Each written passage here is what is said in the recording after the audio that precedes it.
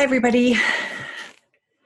If you're going through a divorce and you're like me, when I went through my first divorce, my son was young and I was extremely, worried about how he was doing and how I had to research what I had to do as a parent to make sure that he was being protected during the whole divorce process.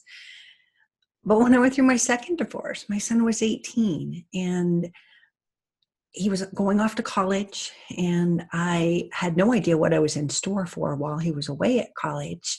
But I, I didn't give it as much thought, if that makes sense. I didn't think about him as much as I did when he was younger. And my guest today is Karen Covy, and she's a divorce attorney and coach. And I think you're going to love her because she wrote an article that I just had to share with you.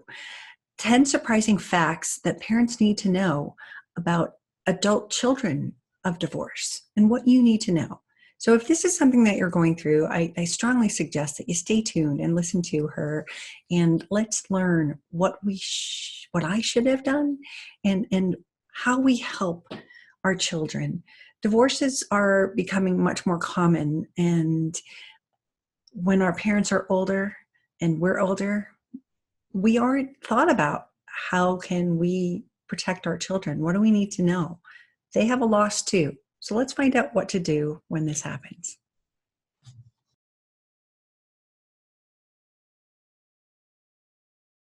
So thank you, Karen, so much for joining me. It's a pleasure to be here. So you have attracted me because you are not the normal divorce attorney. When I Googled something, I found your article on the adult children of divorce, and it's called the 10 surprising facts that parents needed to know. And I went through a divorce when my son was, first of all, he was 8, first divorce, and I sure the heck knew that the lawyers are telling me what I have to do, what I have to know. But when he was 18 and I went through my second divorce, I didn't treat him the same. I didn't know any better. Now, he was leaving and going off to college, so I didn't have him in my space, and I didn't think about him off at college, what he might be going through. So your story about what we need to know, can you just give us a little impetus of why you created this and how you came to think about those children that might be forgotten? Well, the way that it came to me was that I started to notice in my practice and in my coaching work that more and more people who were coming to me were baby boomers. So they were getting older, and they had kids, and they would, they really wouldn't pay attention to their kids in the same way that they would younger children going through a divorce. And that's not to fault them. I mean, nobody's looked at that before. The truth is, the demographic with the highest rising rate of divorce is baby boomers. For everybody else, the divorce rate is going down. For boomers, the divorce rate has doubled.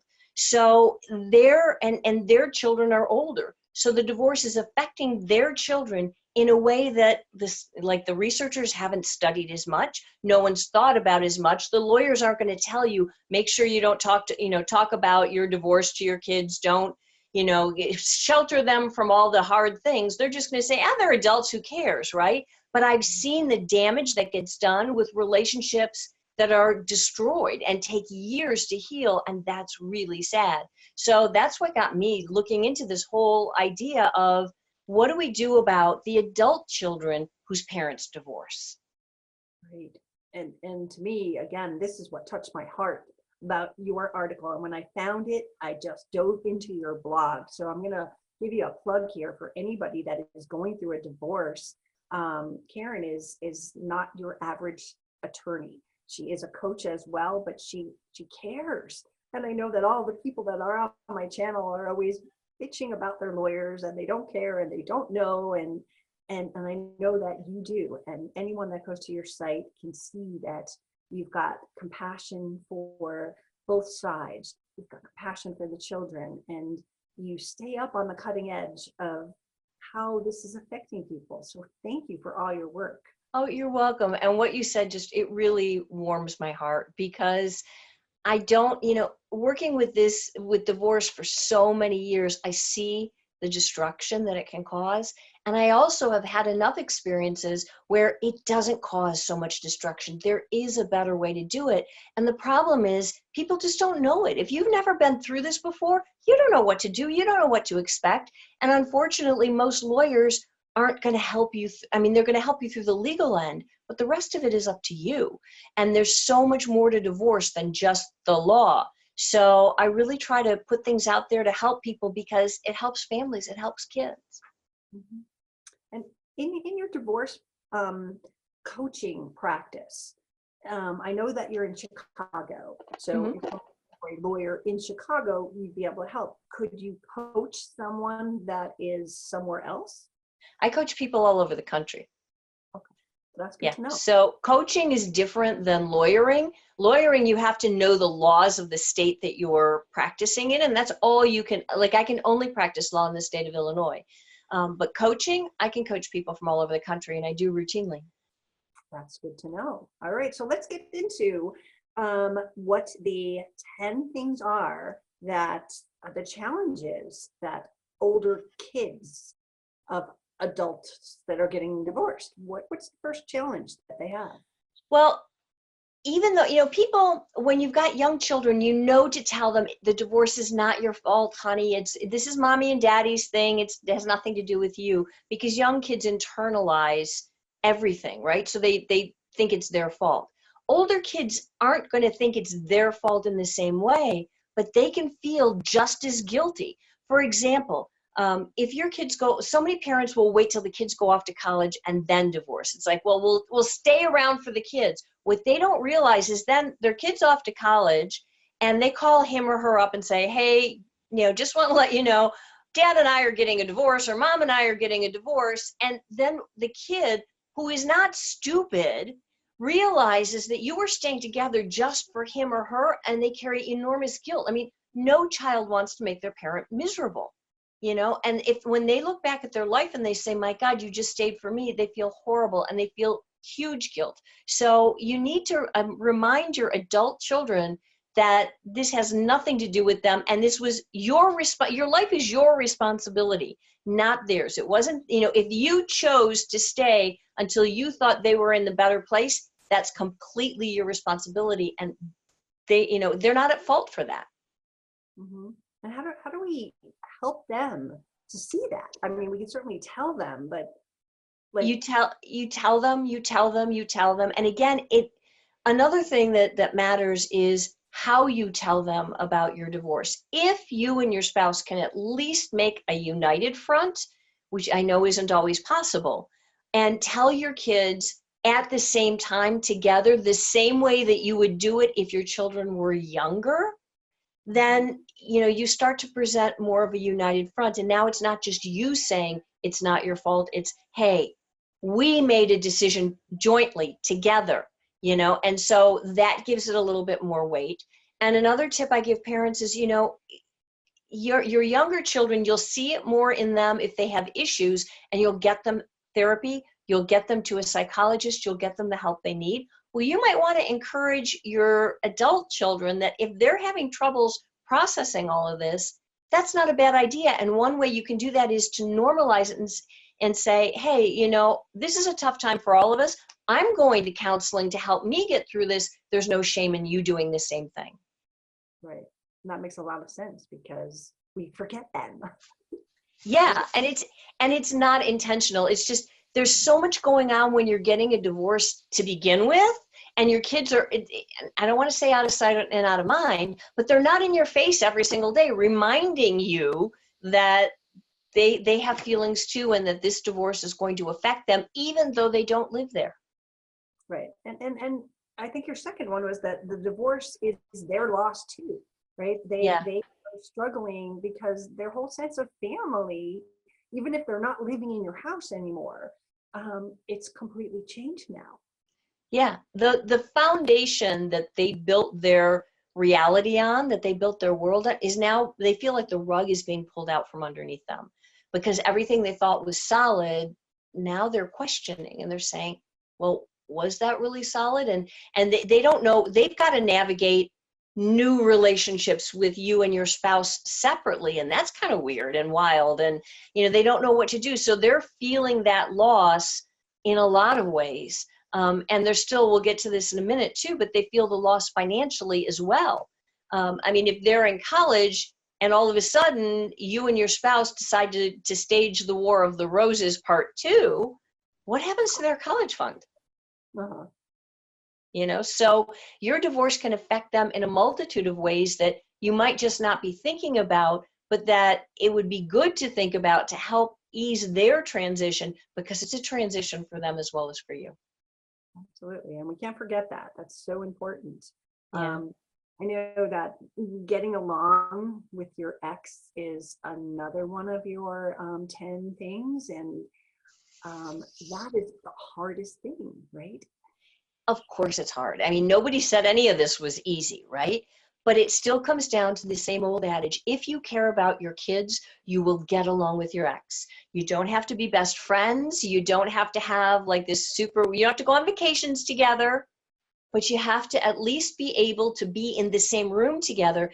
I had a person that I know, we'll just put it that way, who got divorced, the parents got divorced, and their kids were now older and getting married, right? The husband, the groom's parents had been divorced 30 years before. And these two kids who were newlyweds had to worry about, where do we seat them? They had to literally seat them at opposite ends of the room because the parents couldn't be in the same room together. They certainly couldn't sit at the same table together. And this bride and groom, who were a young couple, should have been enjoying their wedding day, spent it worrying about, is there going to be a scene at our wedding because mom and dad are in the same place?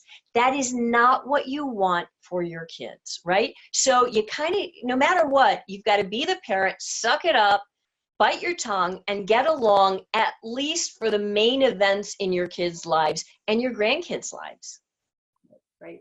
When my son graduated college, now he was going off to college, but when he graduated college, a similar thing happened. I don't really talk to his dad. It wasn't hostile or bad, but I'm like texting my son on the graduation floor, and I'm saying, are we going to take pictures afterwards with your cap and gown? Is your dad going to join us? And, I could see his father across the basketball stadium. I could see him across the whole entire stadium. And my son said, no, dad's brother really doesn't want to see you, so they're not going to come and take pictures. It broke my heart. Like, how much, seriously, we don't not get along, but you're letting your brother determine if you're going to take pictures of your kid in his cap and gown. That just hurt me so much. And my son is sitting there graduating and sitting there like, no, they don't care about me enough. I'm not going to see dad till 7 o'clock at night for dinner. The whole concept to me was just like, I was horrified for him, because that's a very sad thing. It's the same thing as the wedding that you were discussing. It's you don't want to put your kid in that position to have to say, okay, if it's one thing if you both want to share him and do things, but that one day, just suck it up and be human. Exactly. And make sure that your kids know going into the event that you can be the adult for that day. Because if they're worried about it, they're going to go through all kinds of machinations trying to keep you two apart. If you can, on the front end say to them, you know what? You know that dad and I or mom and I don't really get along so well, but for this one day, we are going out of our way. There's not going to be a scene. We can suck it up for a day. So don't worry about us. Enjoy your day, because that's what they should be doing. Absolutely. Exactly. This is their day, and we need to be there to support them. I think the other one that might be on our list is that they are not our emotional support. And tell us what that means. Well, it's hard because when your kids are young, you don't expect them to listen to your problems. You don't expect them to be there to say, oh, it's going to be okay. Or, hey, mom, let's go to a movie today. hey dad, let's do this, or you know that you're supposed to be taking care of your kids. But when your kids are adults, you forget that. And so you expect to be able to call them and go on and on and on about how you're lonely or how you're depressed or how you're upset. And how do you think that makes your kid feel? They feel horrible. They feel like they are now responsible for you and for your happiness. And that's not true. You don't want to put that on your kid. Your kid has his or her own life and his or her own problems to worry about. They don't, if you need emotional support, and with all due respect, I think everybody going through a divorce needs emotional support. And the best way to get it, you make your own support group of family and friends and get a therapist. Cry to your therapist. Do not cry on your kids' shoulders. It just puts them in a really awkward position because they're doing it for you. And then they're like, what do I do with my other parent? It's really awkward. Don't do that to your kids. No. And then it also brings up the next one, which is forcing your kids to take sides.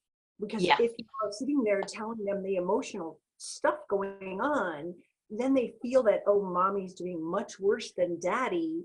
And that there's other elements to this, I know, with siblings, but look at how that comparison is. If you're forcing them because you're guilting them to make you feel like, I'm so sad and lonely.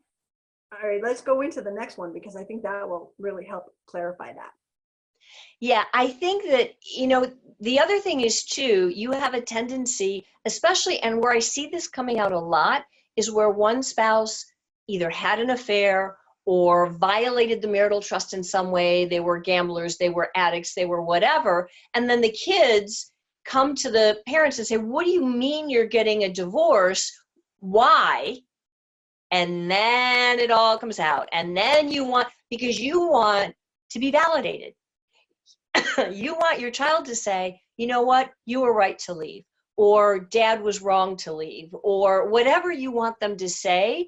And so you overshare. You tell them things that you shouldn't tell them. You lean on them for emotional support because you want them to take your side. Not on an intellectual level, but emotionally, that's what you're doing. You want them to think that you're the good person. And what ends up happening is then you're tearing them apart, because what you have to remember is, even though they're adults, they're still your kids, and they are part you and part your ex forever, no matter what. So you don't want to put them in that situation of siding with you, or, and which means siding against your soon-to-be ex. That's just not helpful for them. It's not healthy. No, and I know that it can also turn siblings against each other. So if one, like the daughter takes mommy's side and the son takes daddy's side, now you've put your kids at each other. Well, you've ripped your whole family apart is what you've done, because you've got mom and, one or two kids on one side, dad and one or two kids on the other side. And it's just a disaster. And what are you going to do during the holidays? What are you going to do when somebody needs help? What are you going to, that's what families are supposed to be there for. And you just created a total internal blow up in your entire family.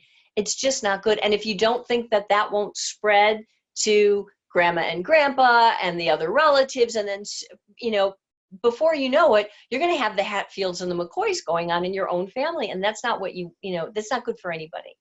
No. And I think too, if they're older and they've got children, now your grandchildren are having a different opinion of, grandpa. And the whole thing can trickle down to so many levels that we probably didn't think of before. So this has been so helpful to understand. I think the next one that you have on your list is the family home. And so often, if our kids are off and you have this family home that they grew up in, suddenly you decide, or you have to get rid of it. And we don't think about the fact that could affect them because they don't live there. So we're like, well, it's okay. But it does affect them, right? Of course it does affect them. And now I'm not suggesting that, you make your financial decision about whether to keep the house or not based upon whether your kids are sentimental about it. if you have that kind of luxury to have the money to be able to do that, God bless. Most people don't, right? So it's not that you're going to make your financial decision about the house based on your children's feelings, but you need to be aware of your children's feelings when you're making that decision. So if you are going to sell the house, you need to sit down and maybe have a conversation with them about that, saying, you know, kids, the financial reality is neither one of us can afford this house on our own. It's a big house. It's time, you know, we were going to have to downsize eventually anyway. We're just doing it sooner, and make them part of the process. Make sure you give them time to get their stuff out of the house, because kids always have stuff in their parents' basement. I mean, you know, they don't even know they have stuff in your basement, and they do. So you're going to give them time to go out, you know, to get it, and maybe to take some sentimental things from the house, you know, that mean something to them. You know, it's not like you and your spouse have to divvy up every single piece of furniture and every dish and plate and pot and pan, right? So maybe give the kids a chance and say, hey, Daddy and I have decided what the big things are we're going to take. Is there something that you want? Make them a part of the process and try to include them, and that way they won't feel so horrible about it. And it's like having a little piece of their childhood. My mother passed away a few years ago, and I have a lot of that's painting behind me is hers, and it cuddles my heart to know I have that piece of her. And I think going through the divorce process at that time too, instead of giving it to Goodwill and just getting rid of it, think of your children first. Absolutely. Yeah. Definitely. And the other thing that people might not think of, take pictures of your house before it's all disassembled. You know, your kids will want pictures of the place they grew up. Someday they'll have kids, they can show the picture, you know, here's where we were, here's this, here's that. So before you dismantle everything, take pictures so that they can have them. That's a brilliant idea.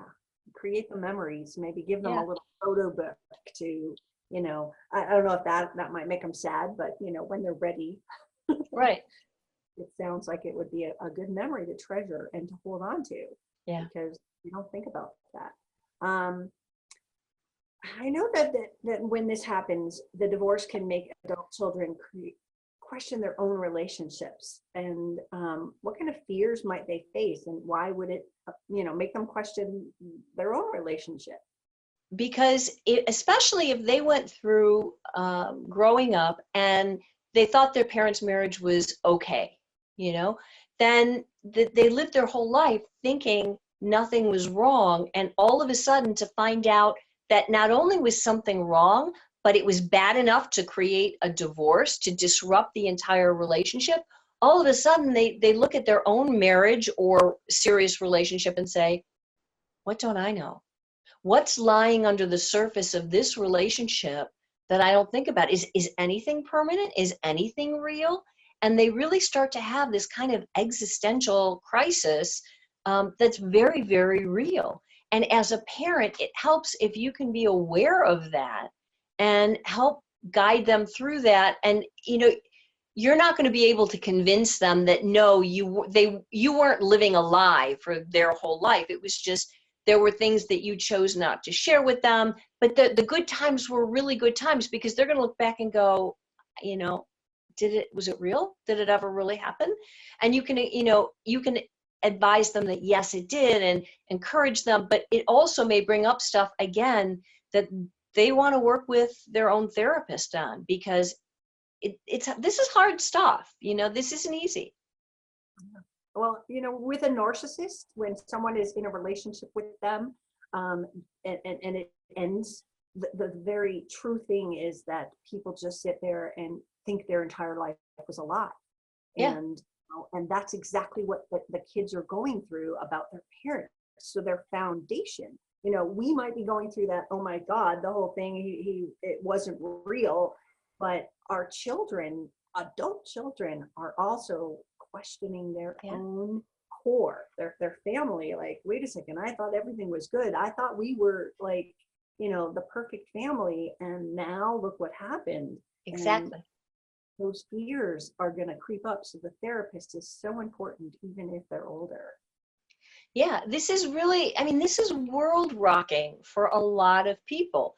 Now, for some kids, they'll take it in stride. I mean, if you and your spouse were fighting, constantly anyway, and they saw that the marriage was going to, that it wasn't good, for them, maybe their world isn't rocked. Maybe they're like, yeah, I saw this coming. But it's the kids that didn't see it coming that are really, really shaken by, wow, what is this? What's going on? They've got to sort of rethink their whole life and their whole reality.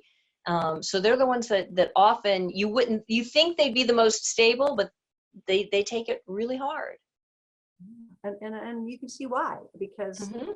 if we look at it from our point of view and then from their point of view and put them into the equation of nurturing and making sure that they understand, and again, go back to number one, which is it's not your fault, and that we are working on this, and together as a family we're going to make us whole, different but whole, right? Exactly. And, that kind of runs into the next point, which is that your divorce rewrites their history. Because now they go back and they start to question, did we really have fun? Did that really, was everything that I lived through as I thought it was? Was it did I live the reality that I thought I was, or was something else going on? And everything in the world is a lie and everything is fake, So those two concepts are all tied in together. And it's going to take your kids time to work through this for themselves and figure life out for themselves and come to their new kind of version of reality and their family history and what their family now is and how it's changed. And it's going to take them time to get through this. And that's another thing, parents have to give their kids the time to grieve the loss and to heal, just like they need time to grieve their loss and to heal. Right, exactly.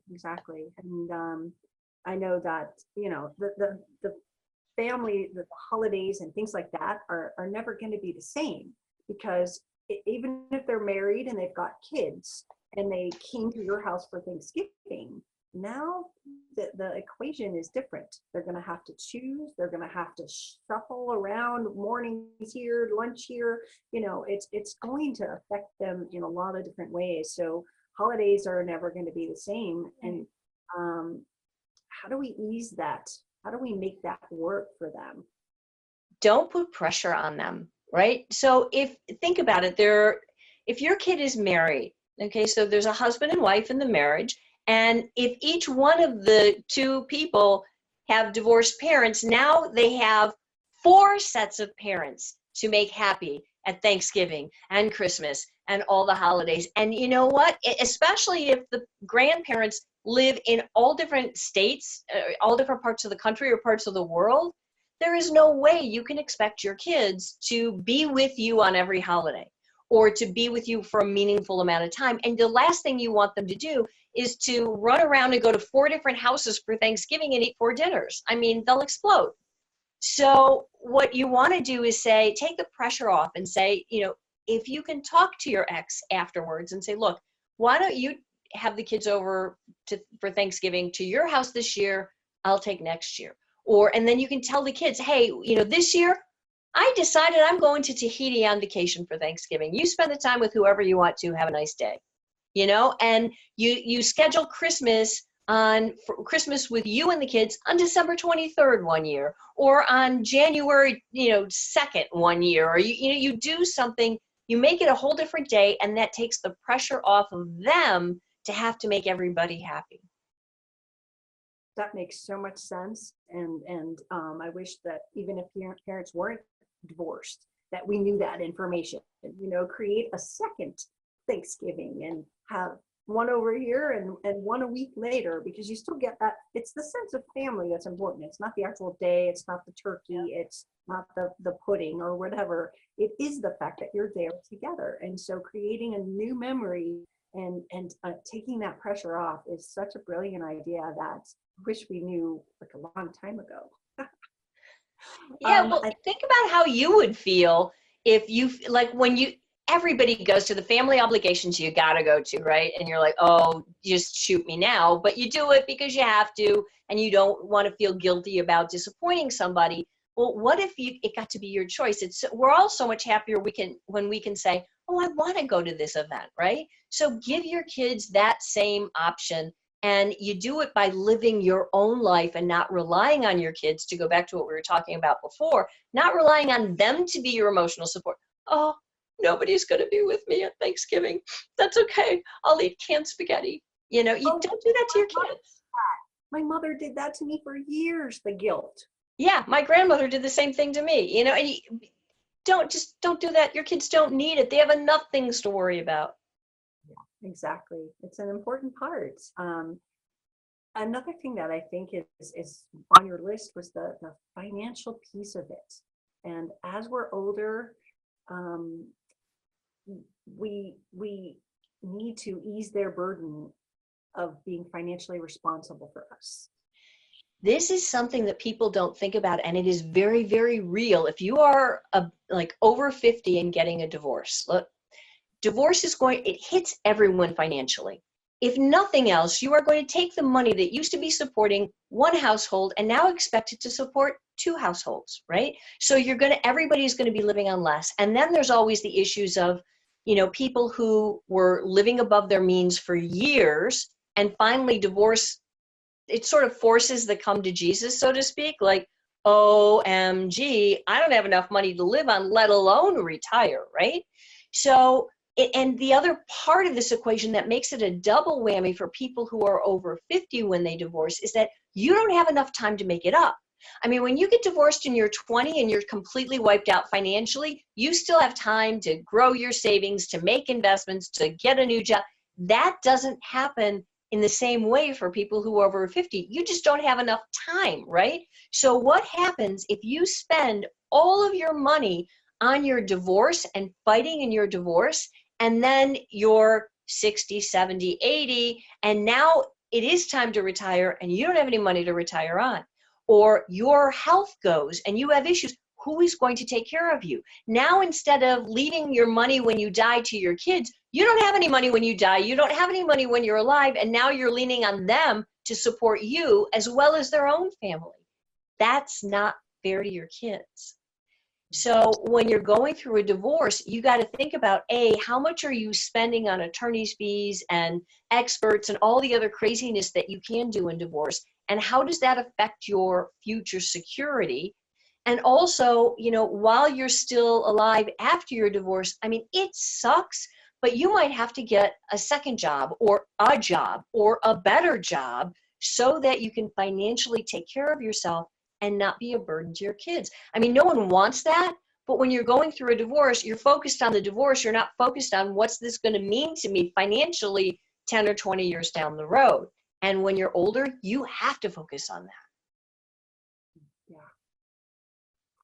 This has been so informative, because I think that it is opening a door that people aren't thinking of. And I run 2 local support groups, and most of the people that come in that are divorcing are over 50, and these challenges face them. So I hope that the information that you've provided with us today gets out to the rest of the world and gives them some tools so that they can better appreciate that their children are struggling or will have difficulties, and just be cognitive of how you treat them, how you approach them, and just empower them to get help and anything else that they might need. Do you have any closing thoughts on this for everybody?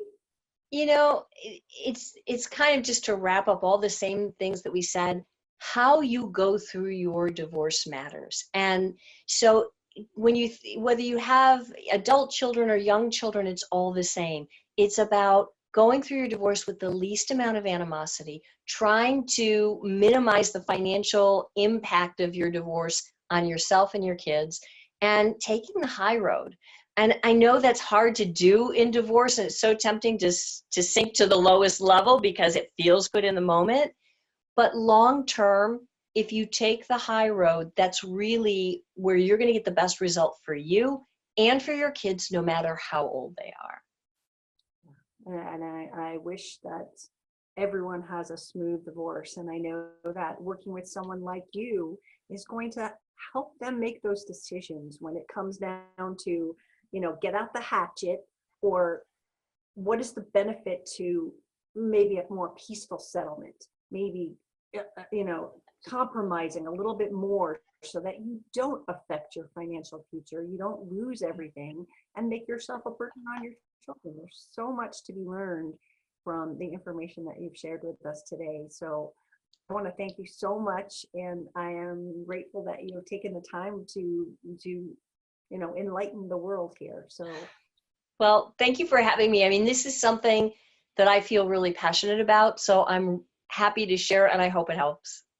I hope so too. We're going to have your website along the bottom here so people can reach out to you and maybe get used to divorce coach them or help you through some things. And if they're in the Chicago area, they can work with you right there in person. So thank you so much for joining me, and we will see you soon. You're welcome. Thanks for having me. Cool.